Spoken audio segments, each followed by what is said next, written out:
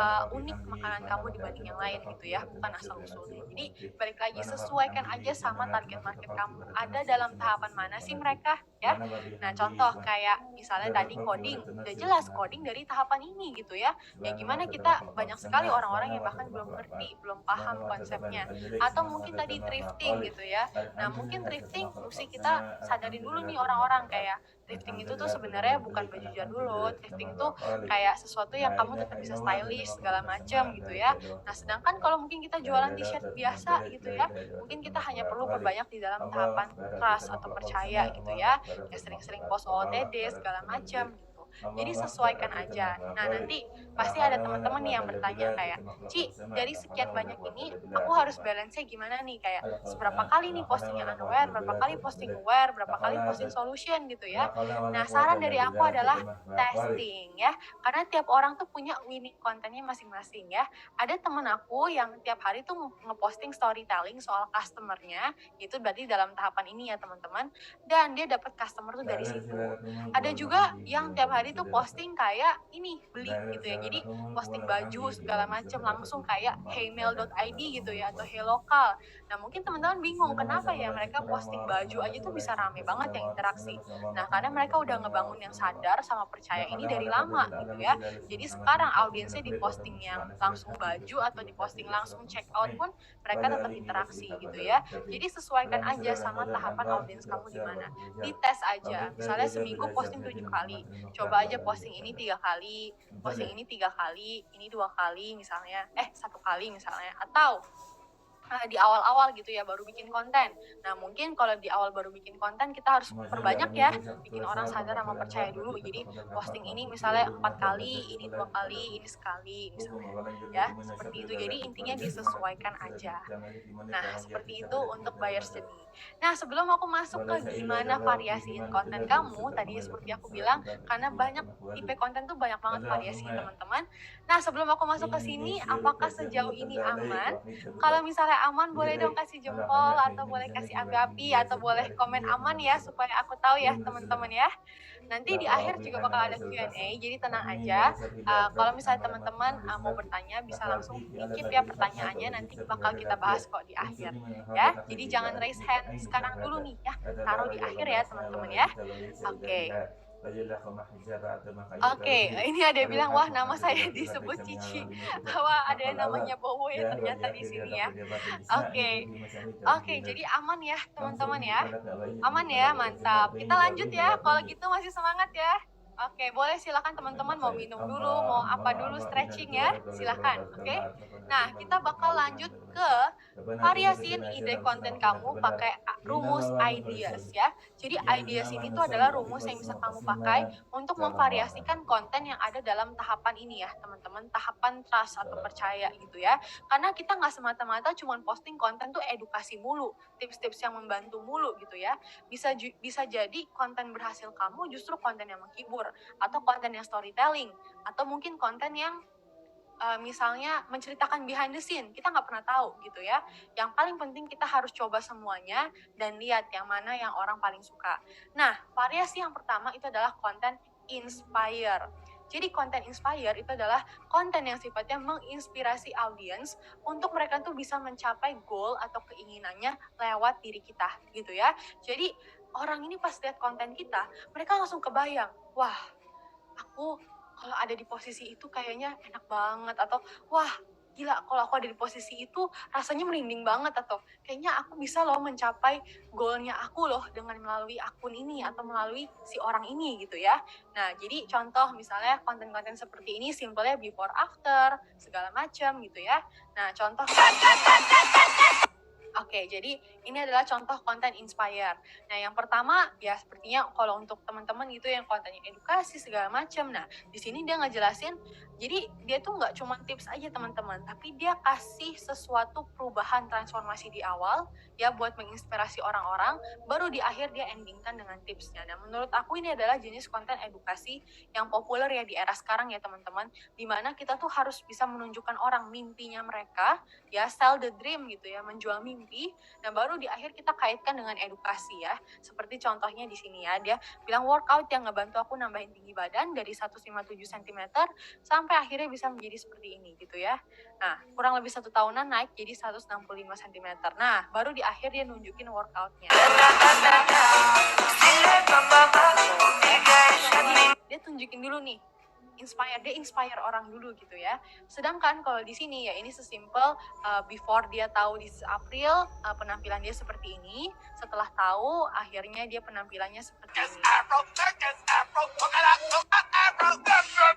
Nah, seperti itu. Jadi ini juga intinya dia pengen menunjukkan orang-orang di sini ya dengan brandnya aku kalau misalnya jadi tampil lebih stylish, lebih modis gitu ya, dan pastinya lebih menawan gitu, lebih percaya diri gitu ya.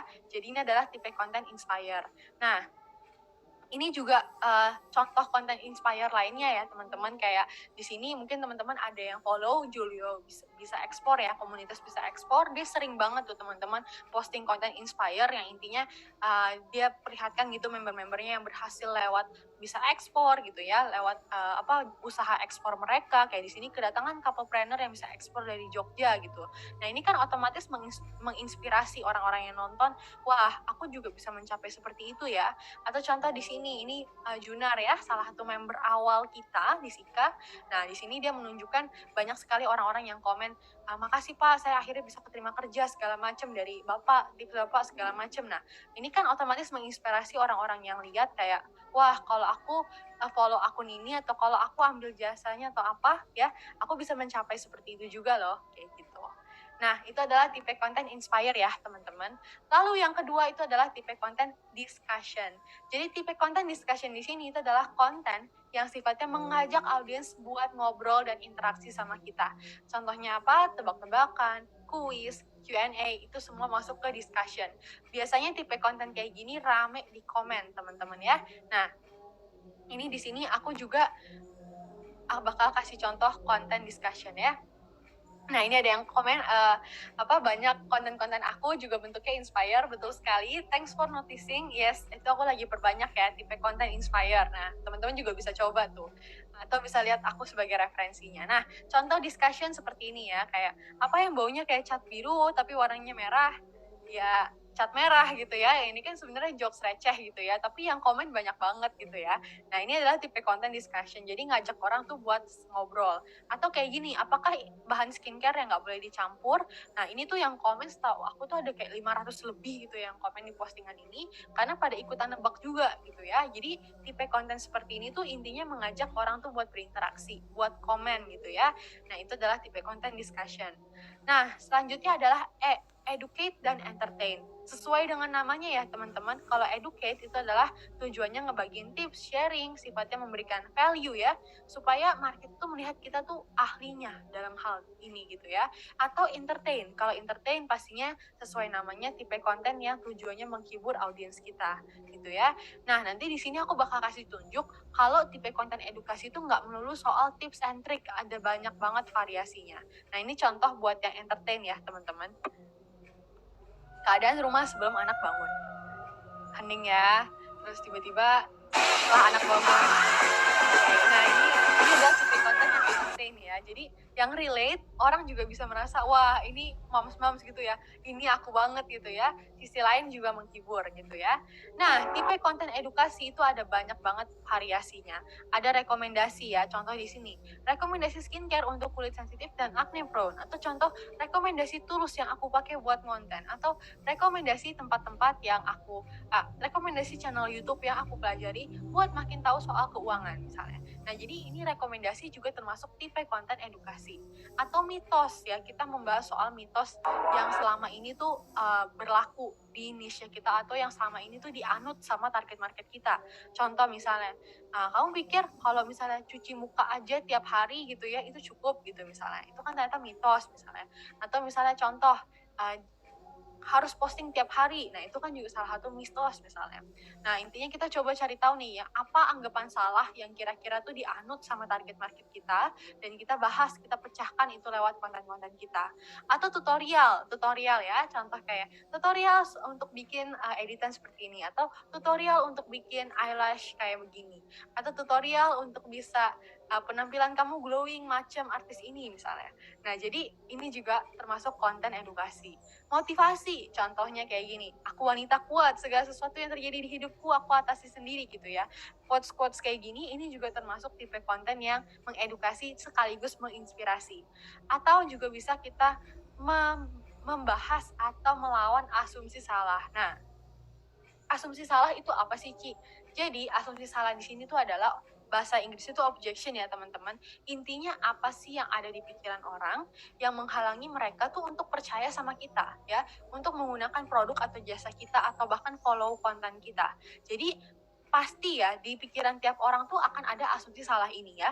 Nggak mungkin langsung ada satu orang tuh yang percaya sama kita gitu ya, kecuali emang dia teman kita segala macem gitu ya yang kenal kita. Pasti tiap kebanyakan orang di internet gitu ya, calon-calon klien, customer, follower kita pasti akan ada asumsi salah di otak mereka sebelum akhirnya mereka tuh memutuskan untuk berkomitmen lah gitu ya sama kita gitu ya.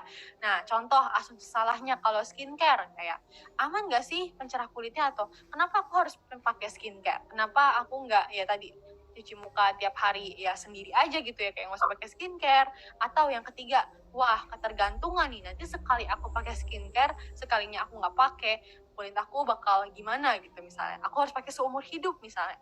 Atau buktinya apa, coba buktinya apa orang-orang yang pakai skincare ini. Nah contoh atau bahkan yang kayak gini ya, kayak masih kecil nggak usah pakai skincare lah, nanti kulit kamu rusak loh. Nah itu juga termasuk asumsi salah ya teman-teman ya. Jadi di sini adalah contoh-contoh asumsi. Gue malas ikut asuransi. Atau kayak asuransi ya, misalnya pentingnya apa sih asuransi gitu ya, atau urusinnya ribetnya, atau enggak harus perlu budget besar, asuransi bukan buat aku karena budget itu besar banget misalnya. Nah itu semua adalah asumsi salah ya. Contoh yang kayak diposting Cici asuransi di sini, dia ngeposting soal ada apa ya, salah satu influencer gitu ya, yang dari Nikita Mirzani ngebahas soal dulunya dia males ikut asuransi, merasa ribet segala macam, tapi ternyata sangat berguna saat kemarin dia jatuh sakit misalnya.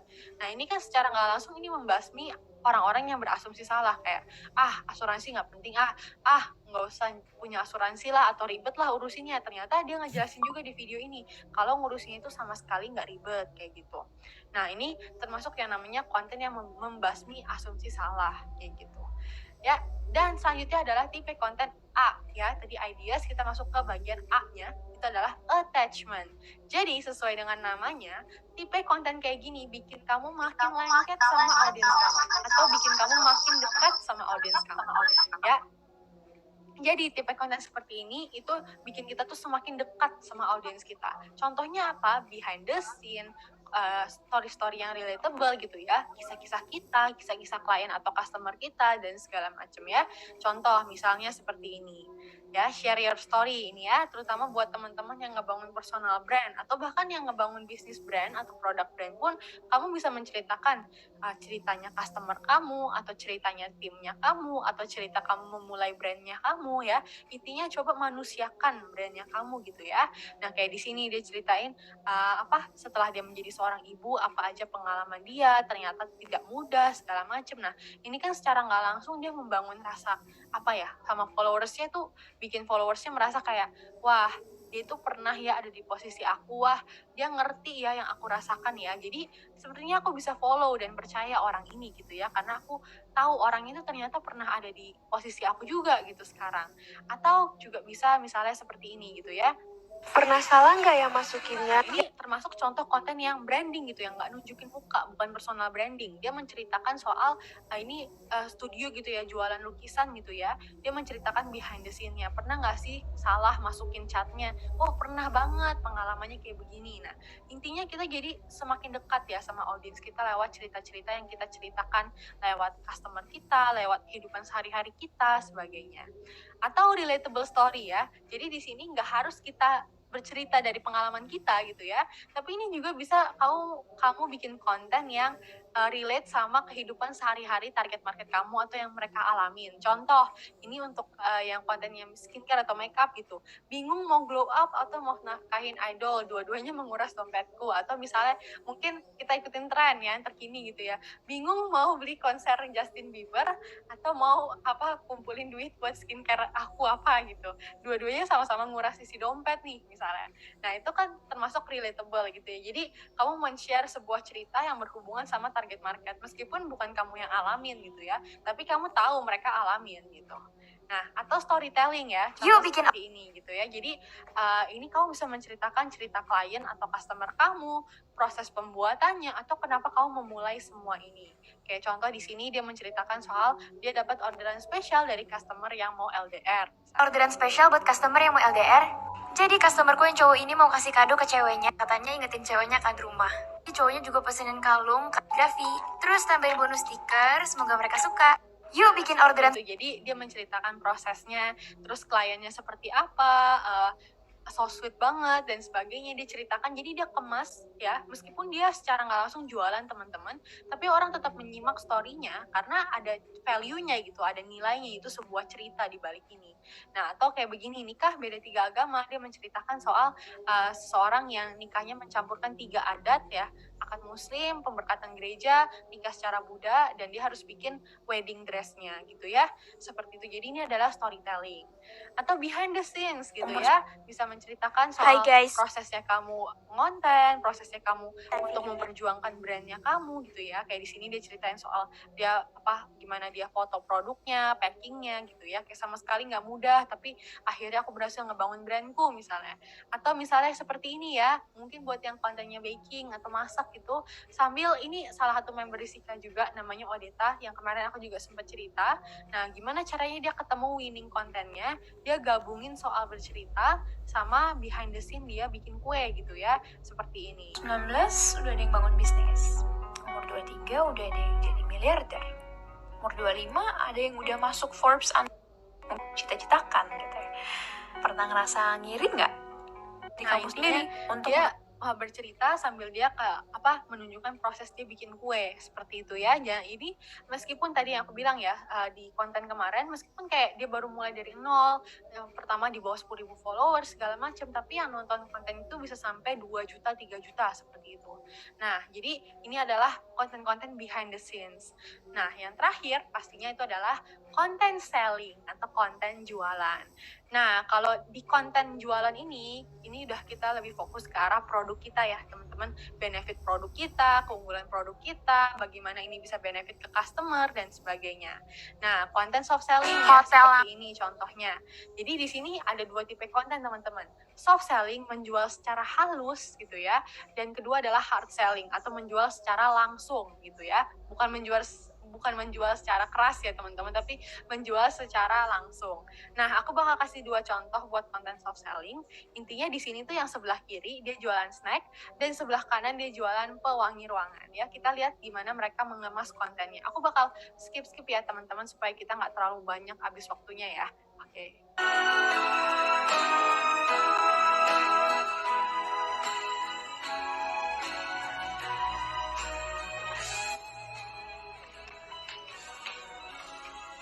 Mbak, makanlah. Tadi, Mbak.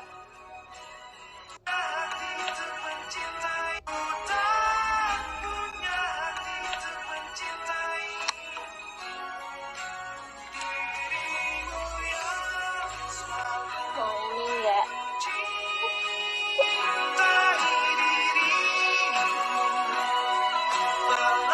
Ya, intinya dia jualan snack ya teman-teman ya.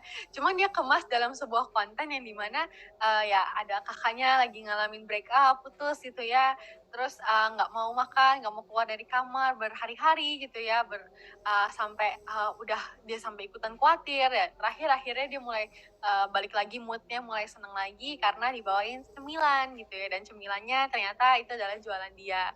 Atau contoh yang seperti di kanan ini ya, angka hotel under 100.000 di Jakarta. Jadi begitu masuk, ini overall view-nya. Konsepnya minimalis Japan.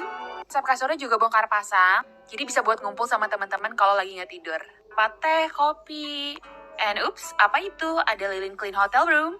Ternyata harganya bisa di bawah 100.000 karena sebenarnya aku lagi di kamar nyalain lilin ini. Jadi rasanya lagi kayak ada di hotel. So, buat kamu yang mau dapat lilin ini langsung aja beli di Shopee.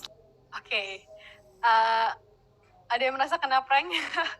Ya intinya di sini tuh bukan beneran ada hotel di bawah 99.000 gitu ya. Tapi karena dia lagi di kamarnya menyalakan lilin di kamarnya gitu ya. Jadi dia merasa kalau dia tuh lagi ada di hotel bintang 5 gitu ya, dan lilin itu hanya di bawah 99.000.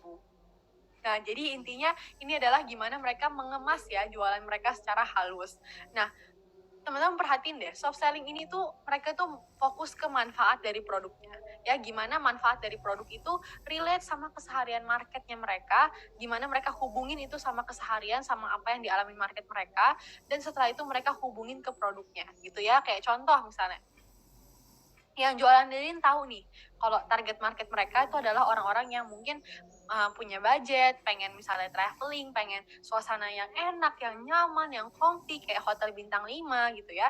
Makanya dia mengemas ini dalam sebuah konten hotel under 99.000.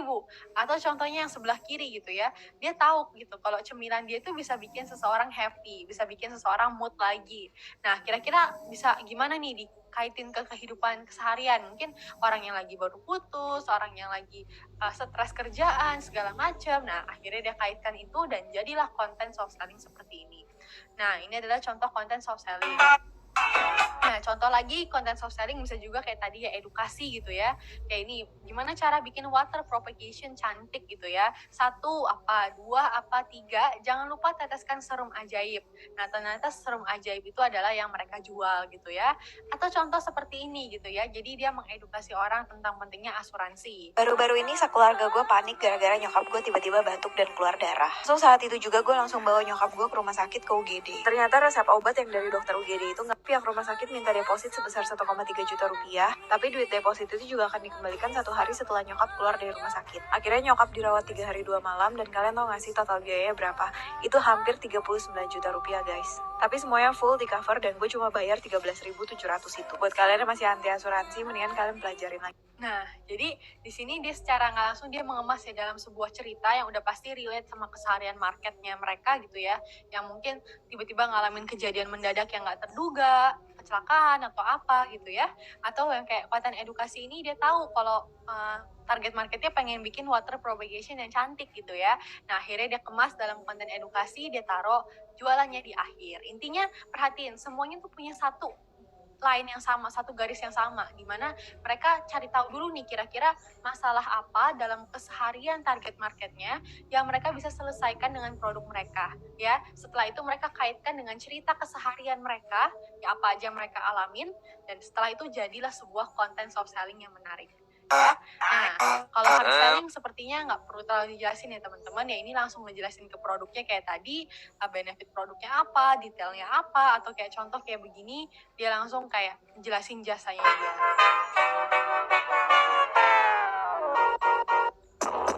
Nah, intinya seperti itu. Ini udah kayak lebih ke arah udah sangat menjual gitu ya. Kita jelasin benefitnya kita, benefitnya beli tempat kita, segala macam. Nah, itu adalah hard selling. Nah, balik lagi, semua variasi tadi bisa teman-teman kombinasikan ya. Tadi seperti aku bilang, karena tiap orang punya apa? Punya winning content masing-masing ya. Kita nggak bisa tuh sama ratain kayak, oh yang viral tempat dia pasti viral juga tempat aku, jadi mari kita copy. Enggak ya teman-teman, tiap orang punya winning kontennya sendiri ya, konten berhasilnya sendiri. Gak ada kayak apa yang viral di tempat orang lain belum tentu viral tempat kita, apa yang viral tempat kita belum tentu viral di tempat orang lain. Karena itu kita harus sering-sering testing dan memahami target market kita sendiri gitu ya.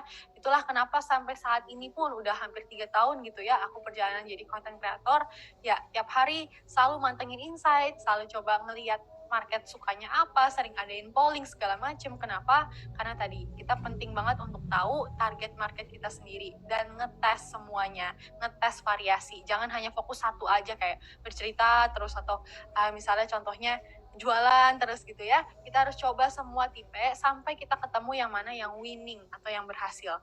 Dan yang berhasil itu juga teman-teman nggak tentu kayak wah ada satu nih yang viral berarti ini yang winning content. Enggak ya teman-teman, tapi winning content itu harus ada serian konten, atau kayak contoh ada yang viral, oke kamu coba bikin serupa sama yang viral, dan coba kamu lihat 2 konten lagi kamu bikin seperti itu dan ternyata oh viral semua, nah itu baru winning content. Tapi kalau cuma satu yang viral terus kamu bilang oh itu winning konten, pas kamu coba lagi ternyata nggak viral atau jelek itu hasilnya, nah kemungkinan besar ya kebetulan saja, atau pas mungkin hari itu lagi ada tren apa segala macam gitu ya, makanya konten kamu melejit. Makanya winning content nggak bisa ya disimpulin dari satu konten doang, kita harus coba berkali-kali dan lihat pola mana yang pas. Kayak tadi Odeta, gimana cara dia nemuin winning content, dia cobain semuanya terus dia lihat kayak oh polanya tiap kali aku bercerita itu selalu banyak yang nonton. Oke, berarti aku bisa berbanyak yang seperti ini. Ya, nggak hanya nyoba sekali, tapi nyobanya berulang kali. Nah, seperti itu ya teman-teman. Nah, sekarang gimana cara tercepat buat cari ide konten yang menarik? Ya, nah ini adalah dengan menggunakan rumus ATM. Kenapa rumusnya amati, tanyakan, modifikasi, bukan amati, tiru, modifikasi? Karena sekarang kebanyakan di era ini itu adalah amati, tiru, mentok gitu ya. Jadi M-nya itu bukan modifikasi tapi mentok ya. Kenapa? Karena stuck di dalam tahapan tiru ya. Di saat kita mencoba meniru orang lain, kadang-kadang ada sih yang menirunya dengan luar biasa gitu ya, dengan bagus gitu ya. Tapi ada juga yang ketika meniru malah udah stuck di situ aja gitu ya, benar-benar dijiplak sama persis. Makanya aku bikin rumus baru, itu amati, tanyakan, modifikasi gitu ya. Sebenarnya nggak ada salahnya teman-teman buat kita niru orang lain ya di awal-awal untuk kita belum nemu gitu ya jati diri kita, tapi yang pasti jangan lupa kita step yang terakhir itu adalah modifikasi. Nah, sekarang masuk dulu ke dalam tahapan amati. Nah, amati di sini kita bisa mengamati kira-kira apa sih tren yang lagi berlaku ya di market sekarang. Kayak contoh misalnya ini agak rame di kolom komen ya. Aku pikir aku bermasalah audionya, ternyata enggak ya, lagi pada ngobrol aja ya. Ya, jadi yang pertama itu adalah step amati. Nah, amati itu adalah kita di sini memperhatikan kira-kira konten atau tren apa yang lagi hot nih di market atau yang lagi diikutin sama orang-orang di market kita. Ya, contoh kita bisa lihat YouTube ya, kita bisa buka forum diskusi, kita bisa dari artikel, kompetitor dan segala macam ya. Nah, contoh seperti ini ya, kita bisa lihat dari YouTube. Kemarin kita udah bahas ya caranya ya. Buka filter, cari kata kunci yang sesuai dengan niche-nya kita, buka filter, disortir dari view count gitu ya, berapa banyak views-nya, yang nanti bakal dia sortir gitu, yang paling banyak views-nya sampai yang paling sepi, lalu dari upload date gitu ya, kira-kira durasi kayak apakah dari 1 bulan yang lalu, 1 minggu yang lalu. Kalau aku sih selalu ambil 1 minggu yang lalu ya teman-teman, biar update-nya terkini gitu ya. Atau kita buka dari forum diskusi ya, Quora, Facebook group dan segala macam. Kita perhatiin tuh orang-orang suka nanya apa, suka ngomongin soal apa, suka komentar soal apa gitu ya. Atau kita juga bisa memperhatikan tren yang sedang ada di market kita nih, kayak kita bisa follow akun-akun yang sejenis ya, dan punya target market yang sama kayak kita, dan kita bisa amatin konten berhasilnya mereka gitu ya. Kayak contoh di sini, aku ngamatin tren skincare gitu ya belakangan ini, dan aku ngelihat ternyata bisa dilihat ya teman-teman ya, kalau ternyata beda platform beda gitu tendensi marketnya. Kayak pas aku coba lihat riset skincare di Instagram tuh masih cukup populer yang ngomongin edukasi, kayak edukasi skincare gitu ya, carousel yang banyak slide-nya. Tapi di TikTok itu justru yang populer tuh yang kayak review harga skincare di bawah 100.000 cek. Ada sih yang edukasi yang bagus, cuman itu lebih banyak lah variasi yang kayak skincare rutin cek, atau skincare bareng yuk, atau misalnya review harga segala macam. Nah, kelihatan ya beda ya, meskipun sama-sama topiknya sama, tapi di dua platform aja beda gitu ya. Atau ya kita bisa sesimpel buka aja hashtag yang berkaitan sama target market kita, contoh kayak skincare remaja gitu ya. Lalu kita lihat konten-konten yang ada di bagian top hashtag gitu ya, yang mana yang rame, terus kita perhatikan, yang ini nih yang rame nih. Nah, kita perhatikan cara dia bikin kontennya. Oh, ternyata orang-orang suka yang seperti ini toh ya. Oh, ternyata orang-orang suka yang judulnya kayak begini. Oh, ternyata orang-orang lagi suka ngikutin yang kayak gini gitu misalnya. Atau kita juga bisa memperhatikan konten terbaiknya kompetitor ya, dengan menggunakan tools. Ini toolsnya gratis ya teman-teman, Inflect Profile Analyzer. Nah, teman-teman boleh pakai tools, boleh juga enggak. Boleh juga teman-teman riset secara manual. Scroll aja gitu ya, yang mana konten yang rame gitu ya di akun kompetitor yang sejenis atau akun-akun sejenis gitu ya. Dan lihat kira-kira polanya seperti apa ya. Jadi di sini kita bukan jiplak isinya, tapi kita amati polanya ya. Contoh misalnya, aku belakangan ini perhatikan kalau konten skincare itu banyak kan polanya yang rame itu adalah yang bisa praktek langsung, yang orang tuh bisa langsung praktekin gitu. Kayak contoh, tanda-tanda kulit kamu dehidrasi atau kulit kamu ya dehydrated gitu ya. Ternyata 1, 2, 3 apa gitu. Nah, dia bisa langsung cek tuh kulitnya. Saat itu juga dia bisa langsung praktek ngecek kulitnya gitu ya. Atau misalnya kayak step yang bisa kamu lakukan sekarang juga supaya makin glowing misalnya. Nah, saat itu juga dia bisa praktek. Nah, itu orang-orang suka gitu ya. Nah, begitu kamu tahu, oke, ternyata konten-konten yang praktek langsung tuh orang-orang suka. Nah, gimana nih caranya nextnya aku bikin konten misalnya soal tips untuk ngerawat skincare di pagi hari misalnya. Oke, berarti mungkin aku akan bikin sesuatu yang lebih praktek nih, yang orang tuh bisa langsung praktekin saat itu juga. Nah, seperti itu ya teman-teman. Jadi amatin polanya ya, bukan jiplak isinya. Kayak sekarang mungkin lagi tren konten yang storytelling, yang bercerita. Nah, itu kan sebuah pola. Kita tinggal sesuaikan sama konten kita, sesuai sama pembawaan kita gitu ya, bukan jiplak isinya. Gitu ya, teman-teman. Nah, itu yang pertama. Kedua, validasi atau tanyakan. Kenapa kita perlu ada dalam tahapan ini? Karena seringkali konten yang kita mau bahas tuh antara orang itu udah terlalu sering dengernya atau orang tuh nggak pernah denger sama sekali. Jadi kita perlu tahu nih kira-kira market kita tuh sejauh apa untuk memahami konten kita ini gitu ya. Nah, gimana caranya? Itu adalah pertama, kamu bisa lihat konten terbaik kamu selama ini gitu ya. Kayak coba kamu validasi dari kamu sendiri, udah posting beberapa kali nih ya, kira-kira konten mana yang paling disukai sama marketnya kamu gitu ya. Karena itu aku alamin banget gitu ya, konten yang satu kok viral pas aku posting di akun yang lain, tapi pas aku posting di akunnya aku nggak viral gitu ya. Tadi balik lagi, audiensnya beda gitu ya. Jadi kita juga harus sering-sering ngamatin konten terbaik kita sendiri teman-teman, nggak hanya konten terbaik orang lain ya. Lalu yang kedua itu adalah kita bisa bikin polling atau survei. Kayak coba teman-teman perhatiin tiap kali aku mau bikin konten atau aku mau posting sesuatu, aku suka nanya gitu ke audiens, mereka lagi lebih mau klik yang mana atau lebih mau simak yang mana, atau mereka udah sesering apa sih ngedenger soal topik ini gitu ya. Tujuannya apa? Supaya aku tahu, oh ternyata orang-orang udah lumayan sering nih, misalnya kayak oh orang-orang udah banyak banget yang ngedenger tips skincare supaya jerawatnya hilang gitu kan, udah kayak banyak banget gitu ya di luar sana beredar. Oke, karena udah banyak banget di luar sana, gimana supaya aku nambahin pengalaman aku kah, atau mungkin aku tambahin trik tertentu yang nggak ada di luar sana, atau mungkin aku bikin judulnya itu super spesifik kayak oke, trik supaya jerawat kamu hilang dengan menggunakan apa misalnya ya, supaya nggak terlalu general misalnya. Nah, seperti itu. Jadi intinya dengan kita tahu nih berapa rame ya konten kita di market, kita jadi tahu gimana cara mengemasnya. Ya, pastinya semakin rame harus semakin kita tambahkan sesuatu yang unik. Tapi kalau misalnya seandainya sepi kayak tadi ya, coding gitu ya. Wah, ini jarang nih yang bahas gitu ya.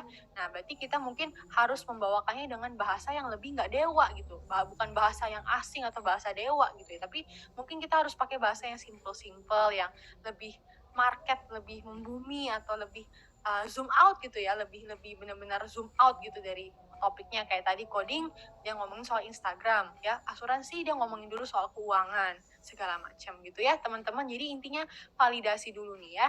Lalu yang terakhir baru kita modifikasi. Nah, kalau ngomongin modifikasi ini kita tambahkan nilai lebih yang nggak bisa didapat di kontennya orang lain gitu ya. Nah, contoh misalnya kita bisa sesuaikan dengan tren yang ada ya. Sekarang lagi ada tren si Will Smith itu ya teman-teman ya, silakan kalau mau sesuaikan, tapi pastikan ya teman-teman kalau sesuaiin sama tren, yang pertama jangan sampai trennya itu bisa berpotensi bikin konten kamu di take down, itu yang pertama. Lalu yang kedua, pastikan dibanding sesuaiin sama tren, kamu pikirin gimana tren itu bisa relate ke market. Karena seringkali aku sering banget lihat konten-konten yang nyesuaiin sama tren tapi nggak nyesuaiin sama marketnya, ujung-ujungnya meme-nya itu nggak bisa dipahami gitu, kayak nggak nyambung aja gitu. Nah, pastikan ya, jangan sampai demi ngikutin tren kita jadi lupa sesuaiin sama market. Lalu yang kedua, gabung beberapa informasi jadi satu ya. Ini yang aku dulu lakukan gitu pas pertama kali aku merintis. Kan belum terlalu banyak tuh pengalamannya teman-teman. Jadi aku coba gabung beberapa informasi yang aku tahu, aku gabung inti-inti luar biasanya atau inti-inti bagusnya, aku gabung semuanya jadi satu. Akhirnya membentuk sebuah konten baru gitu ya. Atau yang ketiga, tambahin pengalaman atau sesuatu yang kamu lewati secara pribadi atau yang kamu simak secara pribadi gitu ya, sehingga akhirnya konten kamu ada pembedanya dibanding yang lain gitu ya. Jadi ini adalah tahapan modifikasi. Dan yang selanjutnya, setelah kita udah tahu nih idenya apa, terus kita juga udah tahu buyersnya nih, sekarang adalah gimana kita menyusun konten kita supaya menarik untuk disimak ya. Nah, ini dengan menggunakan struktur konten, headline, interest, dan call to action. Oke, sebelum kita masuk nih ke struktur kontennya yang dimana aku juga bakal bahas di rumus-rumusnya, teman-teman sejauh ini apakah aman Kalau aman boleh dong kasih api-api di komen, atau boleh komen aman, atau boleh komen lanjut, bebas ya, supaya aku tahu nih siapa teman-teman yang masih semangat sejauh ini, oke? Oke, aman ya teman-teman ya. Lanjut ya, mantap ya. Aman, sip, oke. Oke, yes. Oke, mantap ya, berangkat ya. Oke, ini kita ternyata bentar lagi udah mau jam 20.30 ya, nggak sadar ya teman-teman. Jadi aku bakal agak cepet aja ya, supaya kita keburu nih buat Q&A. Oke, nah, Nikah struktur beda konten. Jadi struktur konten di sini kita mulai dengan headline atau judul. Nah, kalau ngomongin soal headline atau judul, ini tuh penting pakai banget teman-teman. Karena kalau misalnya judul kita aja nggak menarik, orang boro-boro nyimak sampai akhir, ngeklik aja enggak gitu ya. Jadi bisa dibilang headline ini tuh yang menentukan, menurut aku ya, ini menentukan tuh hampir 90% keberhasilan konten kita. Nah, karena itu pastikan kita maksimalkan the power of 3 detik pertama ya. Pastikan 3 detik pertama ini semenarik mungkin. Seringkali udah banyak yang tahu soal tips ini, tapi kurang memaksimalkan. Contoh misalnya, 3 detik pertamanya nggak pakai teks misalnya. Kayak bener-bener ya langsung ngomong. Padahal 80% lebih orang-orang scrolling di Facebook dan Instagram itu tidak menyalakan suara. Kebayang dong, konten kamu menarik, tapi mereka nggak bisa dengar atau mungkin mereka skip.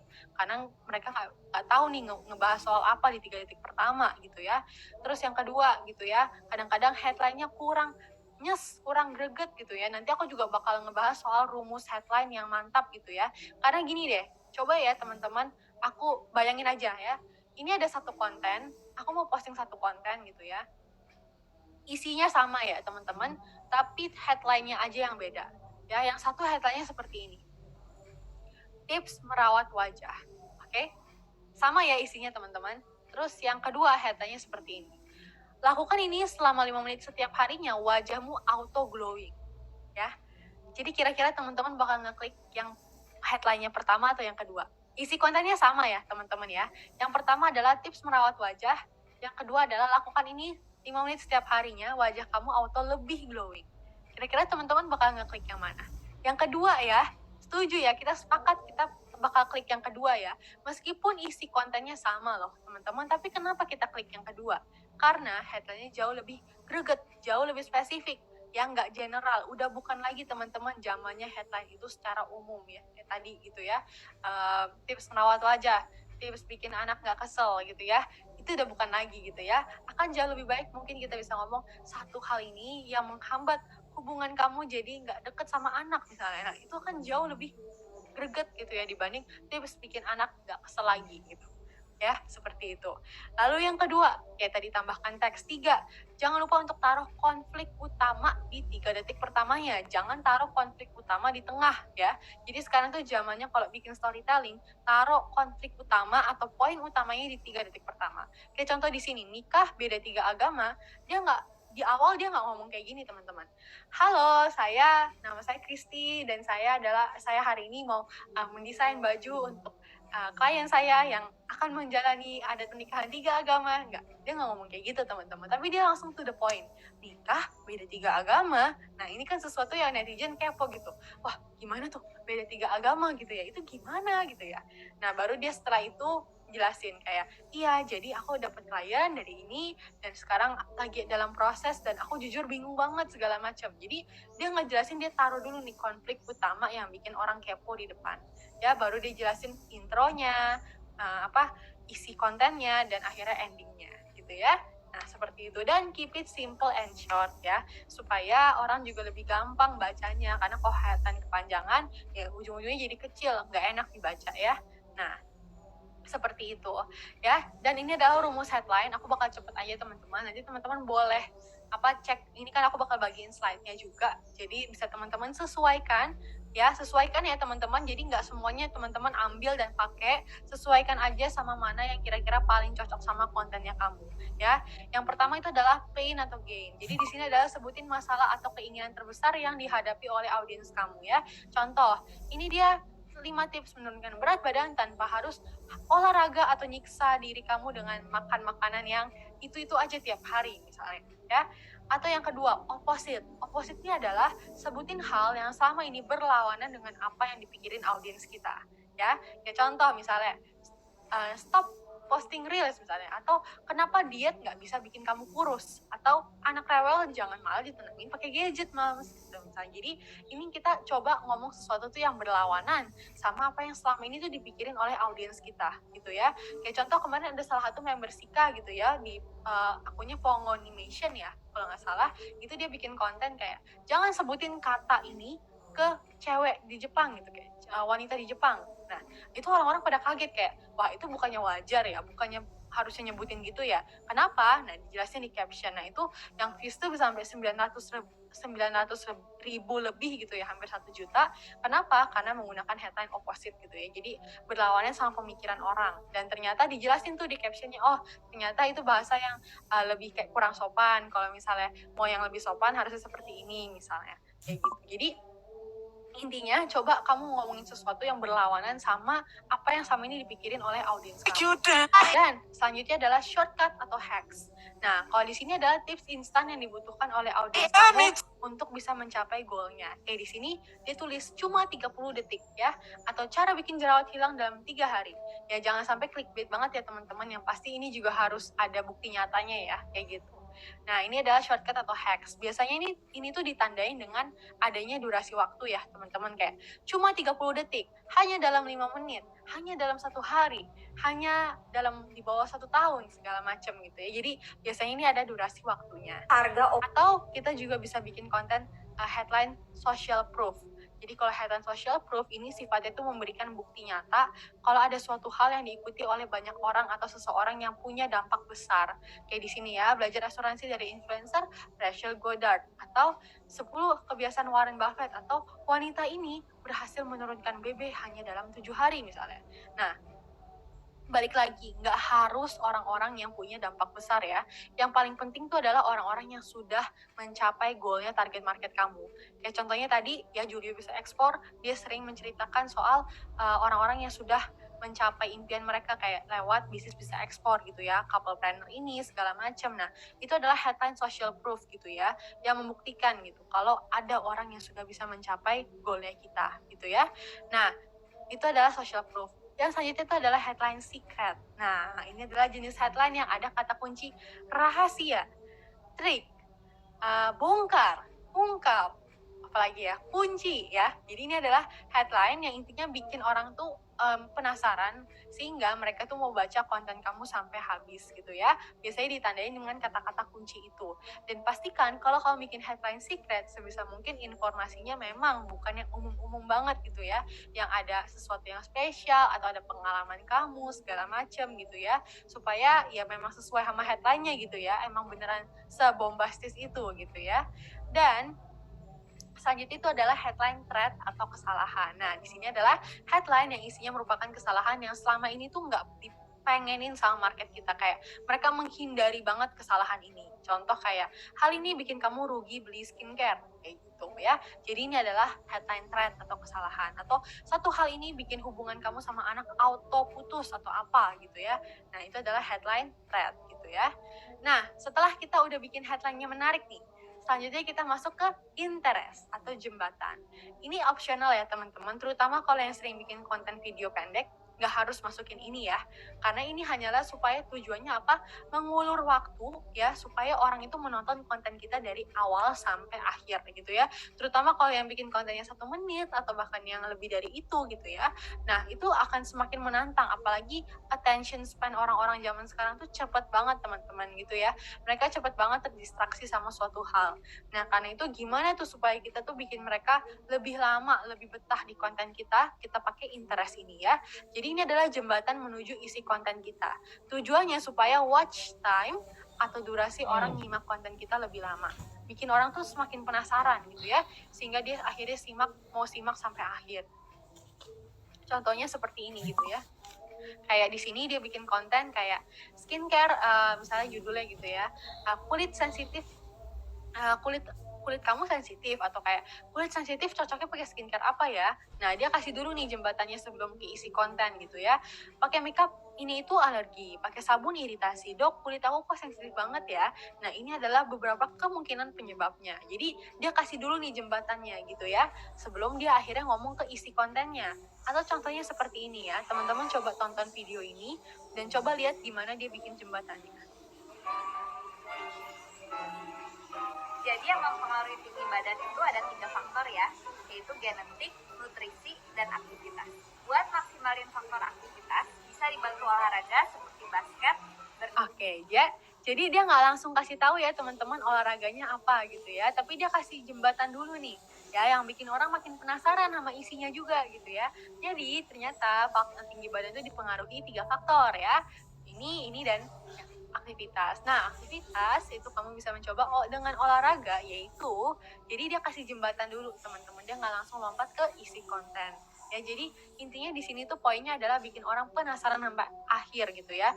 Kayak temanku ada waktu itu nge-review gitu ya, nge-review sesuatu dan dia taruh nama tempatnya atau nama lokasinya di akhir, menjelang akhir gitu ya.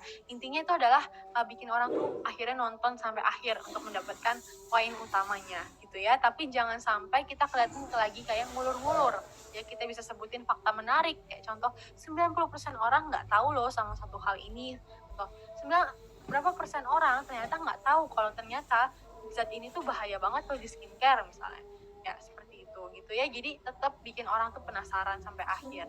Nah, atau kita juga bisa sebutin masalah atau goalnya dia kayak gini ya, udah rajin pakai skincare tiap hari tapi kok masih belum ada perubahan ya, atau kamu pengen kulit kamu seglowing IU gitu misalnya, tapi budget kamu cuma di bawah 100.000. Nah, ini solusinya gitu. Jadi kita sebutin masalah atau goalnya mereka.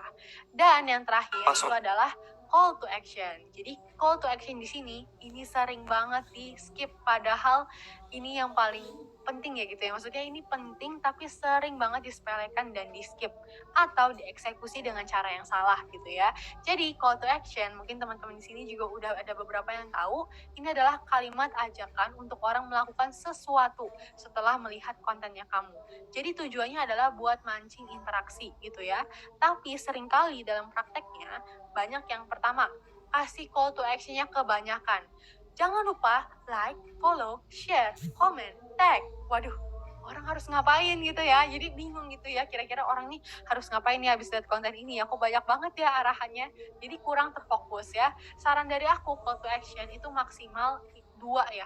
Dari aku ya teman-teman ya. Atau semaksimal-maksimalnya 3. Itu pun orang pasti akan kewalahan.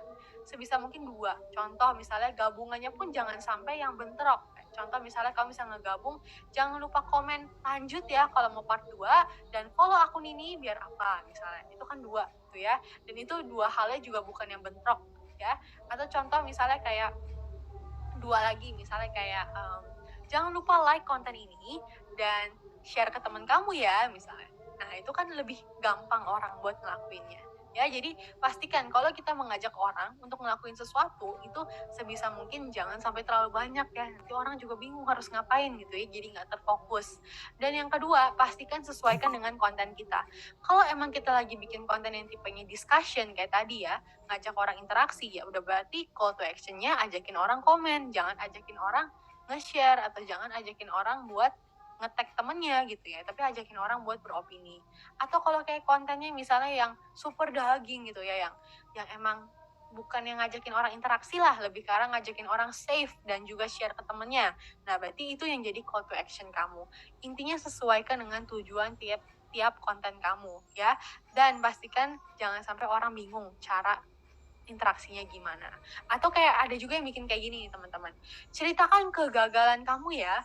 Waduh, aduh ini aku baru aja kenal akun ini, tiba-tiba aku diminta cerita kegagalan aku gitu ya.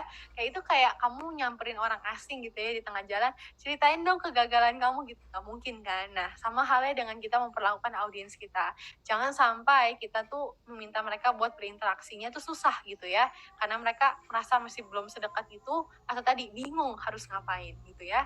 Nah, seperti itu. Kayak contoh nanti teman-teman bisa nonton konten yang di sini ngarahin orang buat follow, konten yang di sini ngarahin orang buat komen kalau nggak salah ini. Kayak gitu ya. Oh enggak, dia ngarahin orang buat kepoin channel YouTube-nya. Ya pastikan fokus gitu ya call to action-nya teman-teman, jadi orang nggak bingung.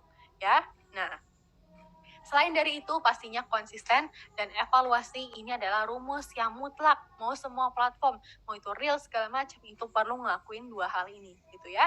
Dan aku bakal recap, hari kedua ini kita udah belajar semua hal tadi ya, personal branding versus product branding, content journey, variasi konten, dan menyusun konten yang menarik sampai ke rumus-rumusnya.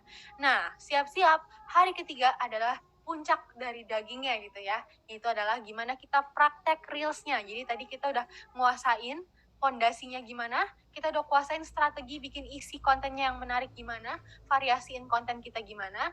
Nah, kita masuk ke hari ketiga, di mana kita bakal belajar algoritma atau metrik yang penting buat diperhatikan saat bikin reels, cara nyusun reels yang menarik buat bikin orang tonton dari awal sampai akhir, praktek editingnya, batching gitu ya. Ini adalah buat orang-orang, mungkin buat teman-teman yang ngerasa, wah sulit banget ya buat nyetok konten. Nah, itu nanti bakal aku jadiin materi juga besok.